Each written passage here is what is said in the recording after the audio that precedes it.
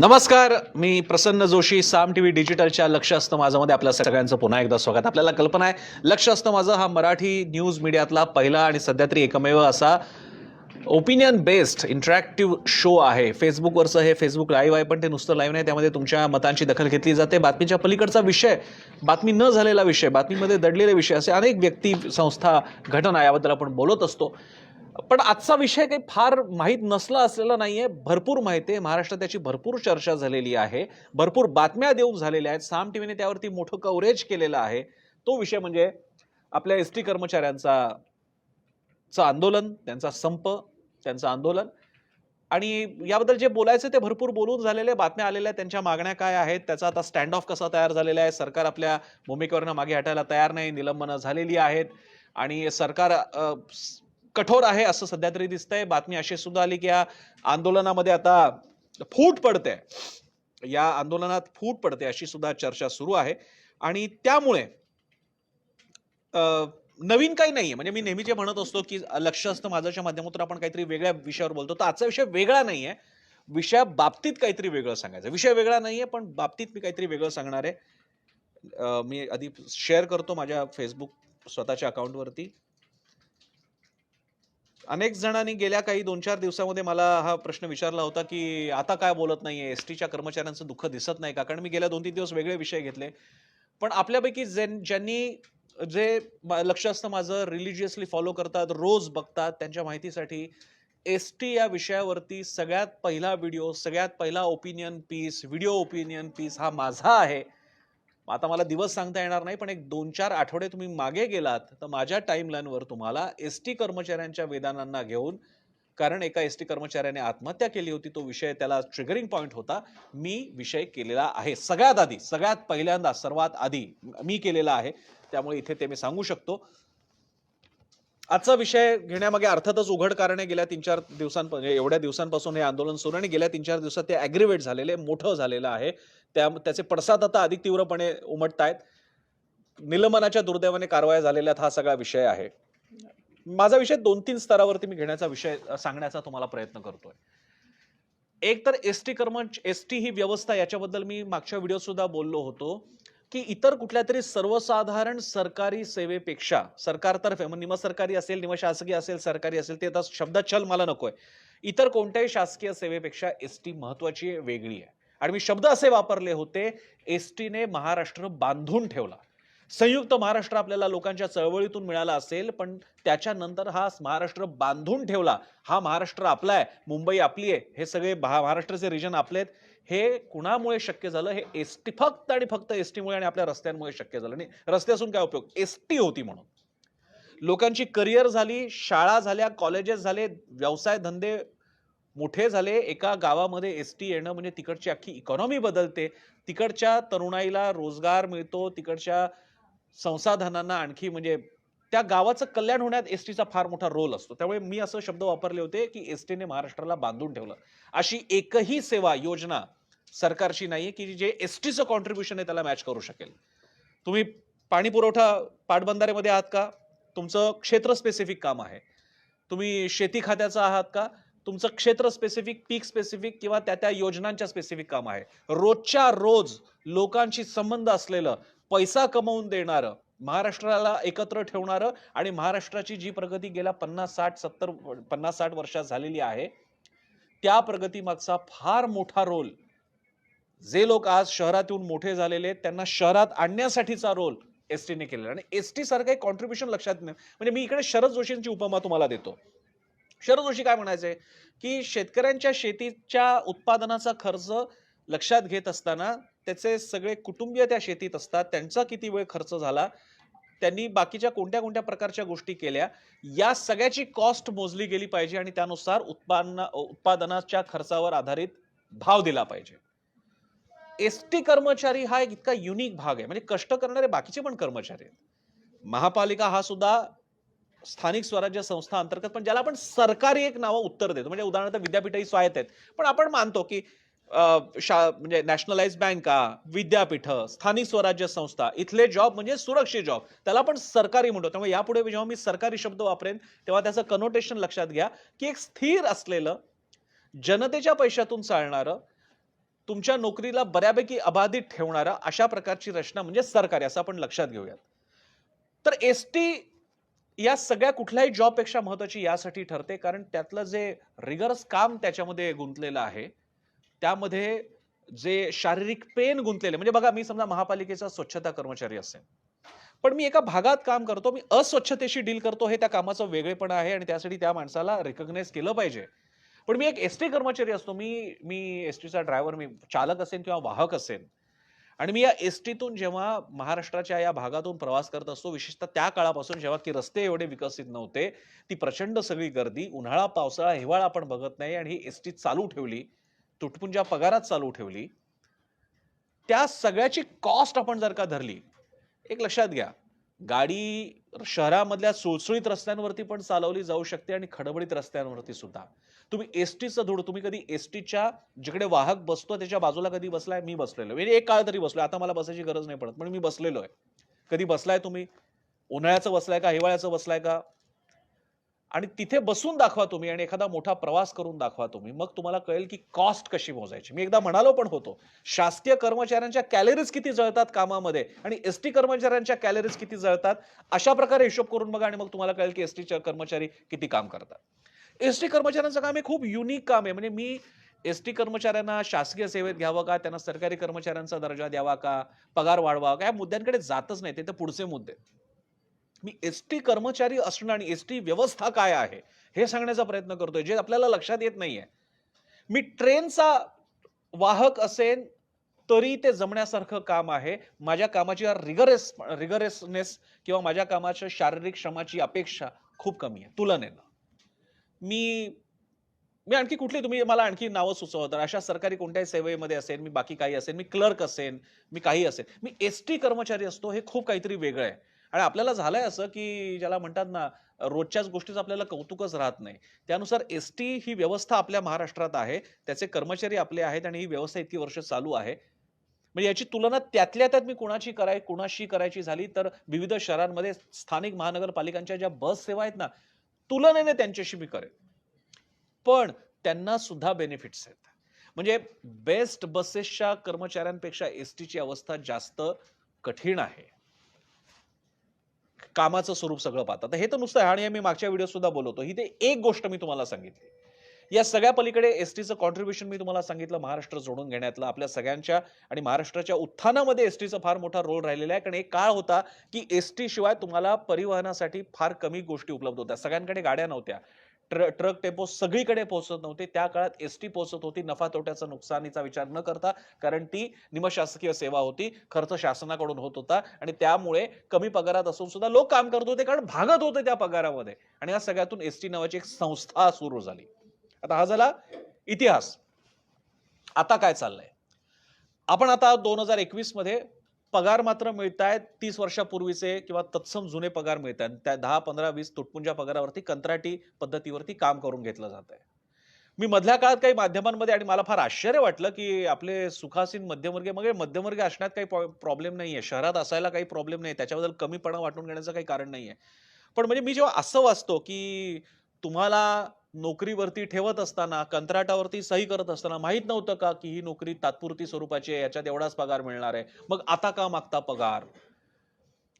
आणि आज एक मी एका ठिकाणी पत्र सुद्धा वाचलं. एका वाचकाचं पत्र होतं, की या एसटीमध्ये या सुविधा नसतात. सगळा डबडा झालेला असतो, हे झालेलं असतं. वाहक चालक तक्रारी आमची दाद देतात, पण तिकडे आगारामध्ये, डेपोमध्ये ते दुरुस्ती करून घेतलं जात नाही वगैरे, वगैरे. जे काही खडे फोडायचे ते फोडलेले आहेत. त्यात काही प्रमाणात तथ्य पण आहे. आपण बोट ठेवू शकतो. पण म्हणजे हे म्हणजेच एसटी आहे का? आणि एवढ्या इतक्या वर्षात एसटी म्हणजे हेच राहिलेलं आहे का? या सगळ्याच्या पलीकडे जर का कॉस्ट म्हणून बघायचं झालं तर असंख्य लोकांना इतक्या कमी पैशामध्ये एसटीमध्ये जाणं परवडत होतं. त्याची कारण त्याची कॉस्ट एक तर सरकार बेअर करत होतं आणि कमी पगाराच्या माध्यमातून, कारण बाकीच्या ठिकाणी ज्या प्रकारे पैसे वाढत होते त्या प्रमाणामध्ये मागे राहिलेले आपले एसटी कर्मचारी. ही कॉस्ट कोणीतरी बेअर करत होतं. वेगवेगळ्या प्रकारे फक्त पगार नका धरू. मी पुन्हा म्हणतो शारीरिक श्रम हा सुद्धा एक मूल्य आहे. ते मोजावं लागेल तुम्हाला. ते कोण बेअर करतो तर ते एसटी कर्मचारी, सगळे एसटी कर्मचारी. खास करून मी वाहक चालकांच्या बाबतीत मी जास्त बायस आहे, म्हणून मी त्यांच्या बाजूने बोलतोय. आणि समजा धरून चालू आगारातले लोक सुद्धा अगदी बसून असतील. पण सरकारी ऑफिसेसमध्ये बसून राहिलेले लोक, फायलींवरती बसून राहिलेले लोक आणि आगारातले लोक यांच्यात पुन्हा फरक करावा लागेल. ज्या प्रमाणातल्या सोयी शासकीय कर्मचाऱ्यांना मिळतात, वेतन आयोग मिळतात, सुट्ट्या मिळतात, सिक लीव्ह, कॅज्युअल लीव्ह आणि बाकीच्या सगळ्या गोष्टी मिळतात आणि इतर प्रकारच्या बेनिफिट्स मिळतात, तेवढे बेनिफिट्स तर नाहीयेत नक्की एसटी कर्मचाऱ्यांना. आणि त्या तुलनेत आपण हे बघूयात, की एखादा सरकारचा विभाग, अख्खं मंत्रालय किंवा कोणत्यातरी सरकारी कचेरी हिने तिच्या अस्तित्वापासून काय कॉन्ट्रिब्युशन महाराष्ट्राला दिलेलं आहे आणि एसटी नावाची संस्था इतक्या वर्षात महाराष्ट्राला काय कॉन्ट्रिब्युशन देतोय याचं म्हणजे आर्थिक गणित काढलं पाहिजे आणि मग त्या आर्थिक लाभाचा फायदा एसटी कर्मचाऱ्यांना दिला की नाही. जसं बाबा आडवांची नाहीये ती, पण बाबा आडवा नेहमी ती कविता म्हणून दाखवत असतात. मी नाव विसरलो ती कोणाची कविता आहे, की बिर्ला टाटा धनाचा वाटा कुठे हो आणि बिर्ला टाटा कुठे हो असं ते. तर उद्या एसटी कर्मचाऱ्यांना विचार करायचा म्हटला, की आम्ही एक एसटी नावाच्या संस्थेने महाराष्ट्राच्या आर्थिक प्रगतीचे योगदान दिलेलं आहे. त्या योगदानाचा आमचा काही वाटा आहे की नाही? आता तुम्ही म्हणू शकता, तुम्हाला तुमचा पगार दिला जात होता. तुम्ही त्या योगदानातल्या फायद्याकडे बघू नका. अहो, पण तो फायदा ते रूल्स तुम्ही बनवले. तुम्ही म्हणजे शासनकर्त्यांनी, धोरणकर्त्यांनी बनवले तुमच्या फायद्यासाठी. पण या रचनेतून जो फायदा महाराष्ट्राला झालेला आहे, त्याचा कधीतरी हिशोब मागावा लागेल. म्हणजे एसटी कर्मचाऱ्यांनी जर का हा लाभांश, हा डिव्हिडंड मागायचं ठरवलं ना, तर महाराष्ट्राची तिजोरी रिकामी करावी लागेल. ते होणार नाही, हे लॉजिक टिकणार नाही हे मला माहिती आहे. पण आपल्याला जाणीव ठेवली पाहिजे. तुम्ही आणि मी म्हणून जाणीव ठेवली पाहिजे, की एसटी नावाची संस्था महाराष्ट्रात होती आणि आहे याचा अर्थ काय आहे? जसं जे महत्त्वाचं रेल्वेचं आहे, मुंबईमधून रेल्वे काढून टाका. काय हाल होतील आपल्या चाकरमान्यांचे ते कोविडने दाखवून दिलेले आहे. लोक काही शे रुपये घालून नोकरीमध्ये परवडत नसताना सुद्धा आज टॅक्सी आणि प्रायव्हेट मधून प्रवास करतात. तेव्हा कळतं की ट्रेन का महत्वाची आणि तेव्हा मग माझ्यासारखा माणूस म्हणतो की अरे ₹10 जर का मी दादरवरनं चर्चगेटला जात असेल, अरे माझ्याकडनं जास्त पैसे घ्या. हे खरे ट्रेनचे पैसे नाहीत, जास्त घेतले पाहिजेत. कारण ही व्यवस्था जर का टिकली नाही, ती आज स्वस्तामध्ये देत राहिली आणि टिकली नाही, तर उद्या आपल्या सगळ्यांसमोर गंभीर स्वरूप धारण करेल. अशा प्रकारे बघावं लागेल की एसटीचं कॉन्ट्रिब्युशन काय आहे. मग आता या एसटी कर्मचाऱ्यांचं म्हणणं काय काय हवंय काय त्यांना? त्यांचं म्हणणं आहे की आमचं थकीत वेतन ते तर दिलंच पाहिजे. पण त्याच्यात सुद्धा एक प्रॉब्लेम आहे. थकीत वेतन म्हणजे काय फार ग्रेट पैसे मिळतात का त्यांना? आणि दुसरी गोष्ट त्यांचं म्हणणं आहे की आम्हाला शासकीय सेवेमध्ये सरकारी कर्मचारी म्हणून धरलं जावं, कारण पगाराची अनियमितता त्या निमित्तानं जाईल आणि काही फायदे मिळतील. यावरती काही लोकांचं म्हणणं आहे, की या कर्मचाऱ्यांना नोकरीच्या वेळीच माहीत नव्हतं का, की संपूर्ण सरकारी सेवा नाही किंवा अशा कोणत्याही कंत्राटी पद्धतीची आहे. याच्यासारखा अप्पलपोटेपणा नाही. असं आहे, की एका विशिष्ट वयामध्ये, काळामध्ये माणसाला नोकरीची गरज असते. त्याच्यानंतर त्याच्या अपेक्षा वाढत असतील तर त्यात चूक नाहीये. त्याला असं म्हणणं, की तुम्ही बघा हे असं म्हणालं होतं, तुम्हाला ही कंत्राटी पद्धतीची आहे, तुम्हाला हे मिळणार नाही, पगार वाढून मिळणार नाही. तर लोककल्याणकारी शासनाला ही पळवाट मिळू शकत नाही. लोककल्याणकारी शासन म्हणजे कुठलं तरी खाजगी कॉर्पोरेशन नाहीये, कॉर्पोरेट नाहीयेत. त्यांनी तो विचार केला पाहिजे. आणि म्हणून असा कागद त्यांच्यासमोर दाखवणे, की या कर्मचाऱ्यांनी बघा तुम्ही इकडे सही केली होती, की आम्ही कंत्राटी कामगार आहोत. आम्हाला एकत्र येण्याचा अधिकार नाही. आम्ही आंदोलन आम्ही करणार नाही आणि आम्ही एवढ्या पगारावरती काम करणार आहोत. आपण कधी माणूस म्हणून बघणार आहोत त्यांच्या घरी काय असतं ते आम्ही असे रिपोर्ट्स दाखवलेले आहेत. त्यांची स्वप्न नाहीत आपल्या मुला-मुलींना चांगल्या शिक्षणासाठी चांगल्या ठिकाणी पाठवण्याची, शाळेमध्ये पाठवायची, कॉलेजेसमध्ये पाठवण्याची. आपल्या घरी सुद्धा जरा 4 सुखाचे दिवस असावेत. छोटंसं का होईना जरा अधिक चांगलं घर असावं. जर का मोडकळीस आलं असेल तर जरा चांगलं बांधीव घर असावं. हे त्यांच्या इच्छा नाहीत. म्हणजे त्यांना पगार किती मिळतो आणि त्यांचे काय कॉन्ट्रॅक्ट्स आहेत त्याच्या पलीकडे महाराष्ट्र म्हणून आपण विचार करणार की नाही, की ज्या एसटीच्या बळावरती अनेकांची घरं तयार झाली असतील, ज्यांचे उद्योग फुलले असतील. अशा अनेक शहरं, गावं, नगरं यांची जबाबदारी आणि म्हणजे असा सगळ्यांचा मिळून असलेल्या महाराष्ट्राची जबाबदारी एसटीच्या कर्मचाऱ्यांप्रती नाही का? हा माझा प्रश्न आहे. लॉजिक म्हणून उद्या जर का त्यांनी विचारलं, की या एसटीमुळे तयार झालेली महाराष्ट्राची इकॉनॉमी त्याचा लाभांश, त्याचा डिव्हिडंड आम्हाला का नाही? माणूस म्हणून तुमच्या कायद्यामध्ये लिहिलंय आहे की नाही म्हणून नाही, माणूस म्हणून आमचा डिव्हिडंड आहे की नाही त्याच्यातला? आणि हा विचार आपला झाला पाहिजे. याच्या पलीकडे मला जे आणखी एक धक्कादायक वाटतंय ते असं, की महाराष्ट्रात अनेक युनियन्स आहेत. महाराष्ट्राची स्थापनाच कामगार दिनाच्या दिवशी आपण म्हणतो 1 मेच्या दिवशी झालेली आहे आणि अभिमानाने म्हणतो, की कामगार संघटनांचा त्यामध्ये वाटा राहिलेला आहे. आज एसटी कर्मचारी एक आपल्या अधिकारांसाठी लढत असताना त्यामध्ये शासनाची एक भूमिका आहे. निलंबनाच्या कारवायांचं समर्थन होऊ शकत नाही, की आपण थेट निलंबन करतो या कर्मचाऱ्यांचं. या कर्मचाऱ्यांना आपण वाऱ्यावर सोडतोय का? म्हणजे एसटी कर्मचारी खलनायक बनवायचा प्रयत्न चाललाय, की काय असं कधी-कधी वाटतं. म्हणजे अनिल परब या खात्याचे मंत्री हे कोण कर्मचारी आहेत? हे महाराष्ट्रातले तेच कर्मचारी आहेत ज्यांचे सगळे सोरे तुमचे मतदार आहेत आणि ते मतदार असो किंवा नसो ते महाराष्ट्राचे नागरिक आहेत. ते कोणी दंगलग्रस्त नाही आहेत का कुठले तरी तोडफोड करणारे नाही आहेत. हे लोक आपल्या मागण्या मांडतायत. त्यांच्या मागण्यांमध्ये तथ्य सत्कृतदर्शनी जाणवतंय. आम्ही बाकीच्या गोष्टींवरती प्रचंड पैसा खर्च करायला तयार आहोत. म्हणजे महाराष्ट्रासमोर अशा अनेक मागण्या आहेत की ज्या मागण्यांची आर्थिक व्यवहार्यता तपासायची गरज आहे. पण त्यासाठी असे शब्द वापरले गेलेले आहेत की अमुक अमुक स्मारकासाठी महाराष्ट्राची तिजोरी रिकामी झाली तरी चालेल पण आपण ते करू. कोणाच्या? या एसटी कर्मचाऱ्यांच्या थडग्यावरती. या एसटी कर्मचारी आणि अशा प्रकारचे जे श्रमिक लोक आहेत त्यांच्यासाठी तिजोरी आपण रिकामी नाही करणार आणि आपण अशी स्मारकं की ज्या स्मारकांचे जे महापुरुष आहेत त्यांचं दृष्टी सामान्यांसाठी होती त्यांचा आपण विचार नाही करणार. हा प्रश्न मात्र सगळ्यांसाठी आहे. आणि आणखी एक प्रश्न जो मगाशी माझा बोलता बोलता राहिला. अनेक कामगार संघटना आहेत, कर्मचारी संघटना आहेत, सेवा बजावणाऱ्यांच्या सेवकांच्या संघटना आहेत, सरकारी कर्मचाऱ्यांच्या आहेत, बँकेच्या कर्मचाऱ्यांच्या आहेत आणि फार प्रभावशाली आहेत. आज एसटी कर्मचारी नावाचा तुमचा श्रमिक बांधव आज अडचणीत असताना तो आपला आवाज उठवत असताना या कर्मचारी संघटना काही करतायत की नाही करतायत का त्यांनी वाऱ्यावर सोडून द्यायचं ठरवलेलं आहे. म्हणजे मला आठवतंय सरकारी मागण्या काही असायच्या त्यावेळी ते आमचे सरकारी संघटनेचे प्रमुख ती मंडळी अशी सगळी यायची की आम्हाला मग कामाचे तास पाहिजेत, आम्हाला शनिवार रविवार सुट्ट्या पाहिजेत, आमचं आणखी हे पाहिजे ते पाहिजे, सगळ्या गोष्टी. आणि आता तर त्या मागण्याही पूर्ण होत आहेत. ठीक आहे तुमचं सगळं छान चाललेलं आहे तर मग हा आणखी एक घटक आहे आणि महाराष्ट्रातला आहे. तुमचाच कधी काळी तुम्ही त्याच्याच खांद्यावरनं प्रवास केला असेल ते अडचणीत आहे तर किमान एखादं पत्रक तर काढा. महाराष्ट्रातल्या किती संघटनांनी एसटी कर्मचाऱ्यांसाठी काही पत्रक तरी काढलंय का? मला माहिती घ्यायला आवडेल. मी आता दावा नाही करत, आरोप नाही करत. कोणी असेल तर मला प्लीज सांगा, मला दाखवा किती जणांनी हे केलेलं आहे. आणि जर का असं होत असेल आपली सोय झालेली आहे तर आता बाकीच्या दुसरा कुठला तरी श्रमिक कर्मचारी मेला तरी चालेल ही वृत्ती असेल ती इतकी अप्पलपोटी वृत्ती काय कामाची? आणि मग उद्या तुम्ही जेव्हा अडचणीत असाल तेव्हा तुम्ही कोणत्या अधिकाराने म्हणणार आहात की आमच्या बरोबर उभे राहा, आमच्या झेंड्यांमध्ये तुमचा झेंडा सुद्धा सामील करा. खास करून एसटी कर्मचाऱ्यांच्या बाबतीत मी यासाठी तळमळीने बोलतोय कारण ज्या परिस्थितीत ही सगळी यंत्रणा आहे ती एसटीचे आगार, एसटी त्याचं काम, ही सगळी चेन एका फार वेगळ्या प्रकारच्या ज्याला आपण म्हणू एक तुटवडा आहे. श्रमाचा तुटवडा, पैशांचा तुटवडा, पगाराचा तुटवडा. या तुटवड्यावरती ही सिस्टीम स्वतः चाललेली आहे. त्याचा त्रास तुम्हाला होतोय त्याला ती सिस्टीम कारणीभूत नाहीये. त्या सिस्टीम मध्ये वंगण न घालणारी व्यवस्था, शासन व्यवस्था कारणीभूत इतक्या वर्षांची. आणि म्हणून या एसटी कर्मचाऱ्यांचा मुद्दा आपण जाणीवपूर्वक बघितला पाहिजे. मला आनंद आहे सगळी माध्यमं, साम टीव्ही सह सगळी माध्यमं एसटी कर्मचाऱ्यांचा हे आंदोलन दाखवतायत आणि आम्ही कुठल्याही प्रकारे एसटी कर्मचाऱ्यांना खलनायक बनवण्याच्या कधी मागे लागलो नाही. सरकारचं काय म्हणणं आहे ते तर दाखवलेलंच आहे पण त्याचवेळी एसटी कर्मचाऱ्यांचाही मुद्दा समोर आला पाहिजे. त्यांचं मत म्हणजे शेवटी असे ते कर्मचारी त्यांच्यावरती अधिक सहानुभूतीने विचार केला पाहिजे. निलंबनाची कारवाई करायला फार घाई करण्यात आली आहे का? इतकं टोक गाठलं होतं का या कर्मचाऱ्यांनी? आणि अशा प्रकारे हायर अँड फायर ही वृत्ती 1 मेला स्थापन झालेल्या कामगारांच्या महाराष्ट्राने कधीपासून स्वीकारली. हायर अँड फायर एसटी कर्मचाऱ्यांच्या बाबतीत ते सुद्धा की ज्यांचा आतापर्यंतचा परफॉर्मन्स आपण पाहिलेला आहे हे तेच लोक आहेत की जे काम करतायत. नाही त्यांच्या मागण्या काय? ताजमहालच्या मागण्या आहेत का त्यांच्या?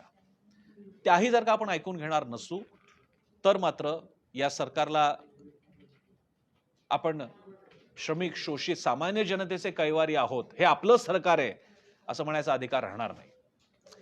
मी आज माझ्या व्हिडिओमध्ये इथेच थांबतोय. कमेंट्स घेतोय तुमच्या कारण खूप कमेंट्स आलेल्या आहेत. काही टीका करणाऱ्या पण आलेल्या आहेत. आपण त्या जास्तीत जास्त कमेंट्स घेऊयात. 70 कमेंट्स आलेल्या आहेत.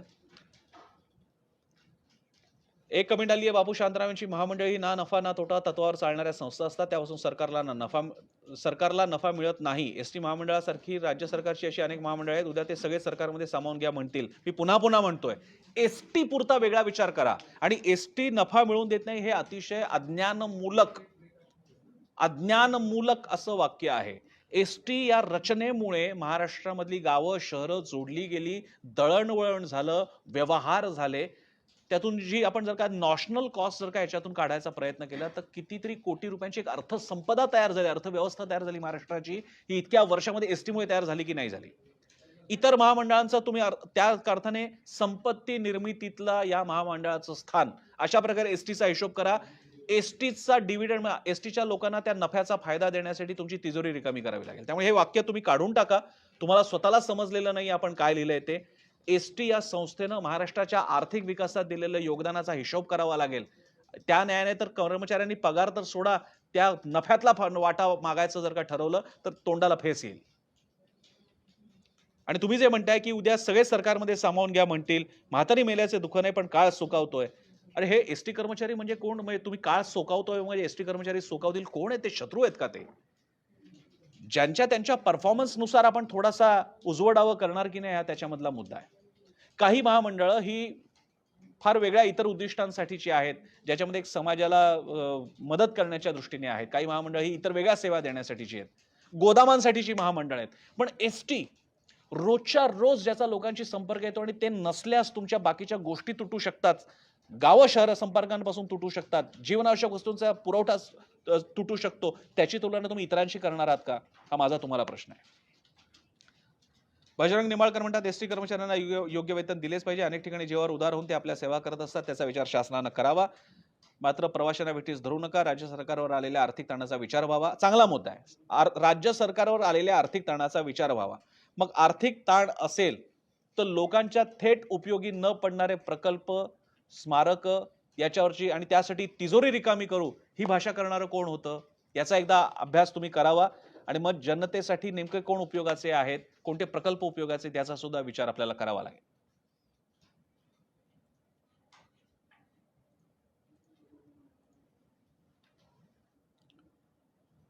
अक्षय भावसार म्हणतात एसटी कर्मचारी होणं खरंच सोपं नाही. सद्यस्थितीत सरकार देत असलेलं तुटपुंज वेतन भत्ते या अतिशय महत्त्वाच्या गोष्टी जरा एकीकडे ठेवल्या तरी एसटी कर्मचाऱ्यांना आपले कर्तव्य पार पडत असताना दररोज मानसिक आणि शारीरिक ताण सहन करावे लागतात. एक्झॅक्टली याची सार्वजनिक मंचावर कधी फारशी चर्चा होताना दिसत नाही. ती कदाचित मी पहिल्यांदा करतोय. अतिशय अचूक शब्द वापरलेले तुम्ही. शारीरिक आणि मानसिक ताण सहन करावा लागतो. एसटीचा कर्मचारी शहरातला पीएमटी, पुण्याला पीएमटी आहे, आणखी काय मुंबईमध्ये बेस्ट आहेत. ट्रॅफिकचा सामना दोघांना करावा लागतो. पण एसटीचं लांब लांब अंतर आणि त्याच्यातून येणारे त्यांच्या अडचणी, त्याच्यात त्यांचा जाणारा काळ, शरीराची होणारी झीज, ते मानसिक येणारा ताण, या सगळ्याची तुलना तुम्ही इतर कोणत्याही महामंडळाच्या कर्मचाऱ्याशी करू शकत नाही. हाच मुद्दा मी मांडायचा प्रयत्न करतोय. तुम्ही म्हणताय ते बरोबर आहे. खूप मोठा मेसेज आहे पण मी वाचणार आहे. एसटी ड्रायव्हर कंडक्टर यांची आपल्या उतारवयातील शारीरिक व्यथा कोणाला सांगून पटणार नाही. तासनतास अतिशय वाईट परिस्थितीत असलेल्या आसनांवर बसून ड्रायव्हिंग करणारे अनेक कर्मचारी मूळव्याध आणि मणक्यांच्या आजाराने ग्रस्त असतात. सलग दिवस रात्रीच्या प्रवासानं जेवणाचे होणारे हाल, थांब्यावर जेवले तरी योग्य विश्रांती न मिळणे. अतिशय चांगला मुद्दा आहे. स्थानिक महापालिकांच्या बस सेवांना रात्रीचे प्रवास, मोठे प्रवास नसतात, एसटीला असतात. शेवटची बस एकदा थांबली की शहरातला बसचा प्रवास थांबतो. पहाटे 4 ला सुरू होतो. एसटीचं तसं नाहीये. एसटी मध्ये लांबचे प्रवास चालू असतात. म्हणून मानसिक पातळीवर आपले कर्तव्य बजावताना एसटी कर्मचाऱ्यांच्या होणाऱ्या शोषणाचा हिशोब सुद्धा ठेवता येणार नाही. सुट्टे पैसे नाहीत म्हणून कंडक्टर लोकांना प्रवाशांशी होणारे वितंडवाद तसे दररोजचेच. वाहतूक शिस्तबद्ध न करता 5-50 लाखांच्या गाडीतून हिंडणारा एसटी ड्रायव्हरला खिडकी खाली घेऊन आई बहिणीवरून शिवी हासडतो. दररोजच्या या मानसिक खच्चीकरणातून आपलं काम व्यवस्थित पार पडणारे एसटी कर्मचारी गेले अनेक वर्षे महाराष्ट्रातील लाखो गोरगरीब सुरक्षित प्रवास घडवून आणतात. आज एसटी कर्मचारी अडचणीत आहेत तर महाराष्ट्रातील सामान्य सुशिक्षित नागरिकांनी कर्तव्य म्हणून त्यांची हाक लक्षात घेतली पाहिजे. अत्यंत चांगला मुद्दा मांडलेला आहे अक्षय भावसार यांनी. मी त्यांचं अभिनंदन करतो. इतक्या चांगल्या प्रकारे मुद्दा मांडल्याबद्दल मला अगदी आवडीने मी सविस्तर त्यांची प्रतिक्रिया वाचलेली आहे. असा विचार करावा लागेल. मानसिक ताणाचं शुल्क सुद्धा वापरलं पाहिजे त्यामध्ये. 15,000ची नोकरी दिली, 15,000 20,000 दिले. तुम्ही मंत्रालयात, महापालिकेमध्ये, जिल्हा परिषदेमध्ये काम करता, तुम्हाला 20, 25, 30,000 पगार आहे. तिकडे तुमचा फायलीचा ताण, तुमच्या कामाचा ताण आणि एसटी कर्मचाऱ्याचा त्या केबिन मधला ताण, याची तुलना आपण नाही करू शकत.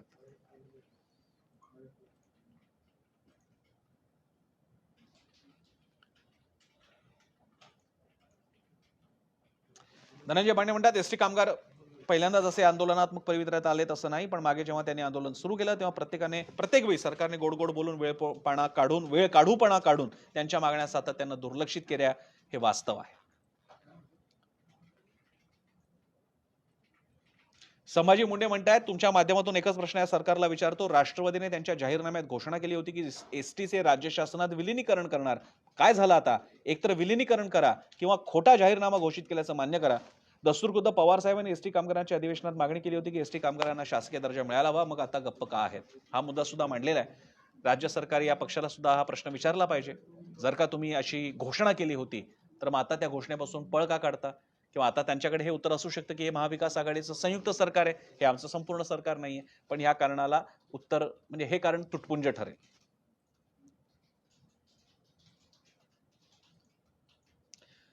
प्रवीण लता सुधाकर बोडखे म्हणतायत एसटी कामगारांना संपूर्ण महाराष्ट्रभर सहानुभूती आहे, ती भाजप त्यात आल्यामुळे कमी होत चालली आहे. त्यामुळे राजकीय मुद्दा हा राजकीय प्रतिष्ठेचा बनतोय. वेळीच भाजपला दूर केलं नाही तर सरकारीकरण सोडा, थेट केंद्र सरकारच्या धोरणानुसार खासगीकरण पदरात पडेल.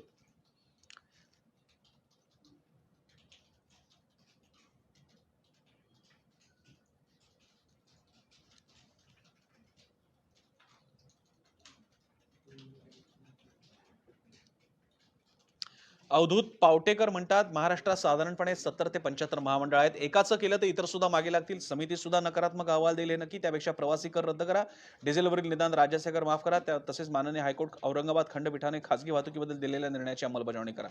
पुन्हा चुकीचं लॉजिक चुकीच्या ठिकाणी चुकीच्या प्रकारे वापरण्यात आलेलं आहे. इतर महामंडळांच्या कामाच्या मूल्याची तुलना एसटीच्या कामाच्या मूल्याशी होऊ शकत नाही.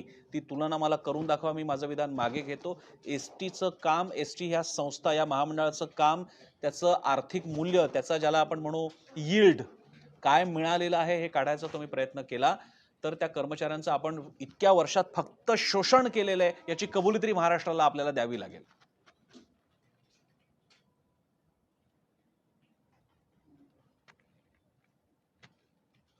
आकाश जाधव केरवाडीकर म्हणतात बस कर्मचारी तळहातावर मरण घेऊन शेकडो प्रवाशांना सुखरूप पोहोचवतो, त्यांचं कुटुंबीय पोरका होता कामा नये. एसटी कर्मचाऱ्यांना धीर सोडू नका, एकजुटीने लढा.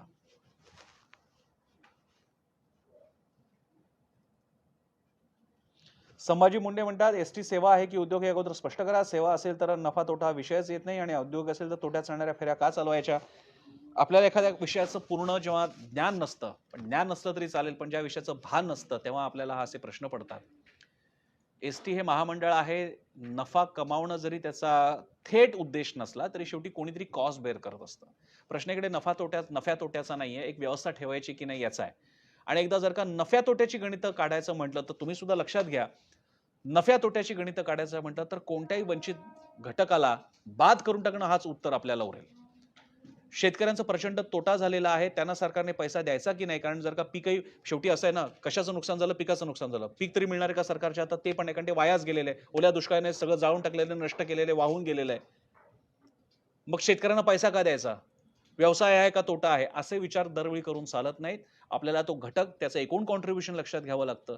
शेतकऱ्याला शेतीचं नुकसान झालं म्हणून पैसे देत असताना ती उपकाराची भावना नसते, तर हा यंत्रणा, ही व्यवस्था टिकली पाहिजे, महाराष्ट्रातली शेती टिकली पाहिजे, हा शेतकरी टिकला पाहिजे, हा त्याचा विचार असतो. कारण तो एकूण कॉन्ट्रीब्युशन जे राज्यात देत असतो त्यातून शेतकऱ्यांनी कार्बन क्रेडिट वगैरे जर का शेतकऱ्यांचे मोजायचे म्हटले तर पुढचाच वेगळा विषय होईल. पण मी आता केवळ विषय भरकटेल म्हणून मी त्या विषयाला जात नाहीये. त्यामुळे हा एक तर गैरसमज डोक्यातून काढून टाका की हा उद्योग आहे का, आणि तोट्यात असेल उद्योग तर काय. तोट्यात उद्योग कुणामुळे झाला, वर्षानुवर्ष स्वस्तातली तिकीटं कोणी काढली, तुम्ही आणि मी मिळून काढली.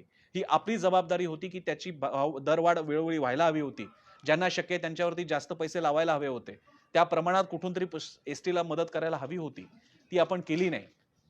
आणि तो उद्योग नाहीये म्हणून किमान खेडोपाडी एसटी जाते, अन्यथा फायदेशीर रूट्स वरती एसटी गेली असती, याचं जरा भान ठेवा. या एसटीने आपल्यावरती केलेल्या उपकाराची आपण जाण ठेवूया. आय गेस मी बऱ्यापैकी कमेंट्स घेतलेल्या आहेत. बाकीच्या ज्या उठवळ कमेंट्स आहेत त्या मी काही घेत नाही नेहमीप्रमाणे. सो माझा हा आजचा व्हिडिओ तुम्हाला कसा वाटला मला जरूर सांगा. एखादे मुद्दे राहिले असतील तर माझ्या लक्षात आणून द्या. मी तुमच्या कमेंट्स वाचत असतो. मी फेसबुक, इंस्टाग्राम आणि ट्विटरवर आहे. युट्यूबवर आमचा चॅनल आहे, सबस्क्राईब करा. आणि आमची वेबसाईट आहे samtv.com. आमचं ॲप आहे, ते डाउनलोड करा आणि आमची वाहिनी जरूर बघा, साम टीव्ही. कारण ताज्या, विश्वसनीय, विविध वेगवान बातम्यांसाठी तुमचा एकच स्रोत म्हणजे साम टीव्ही, सामर्थ्य महाराष्ट्राचे.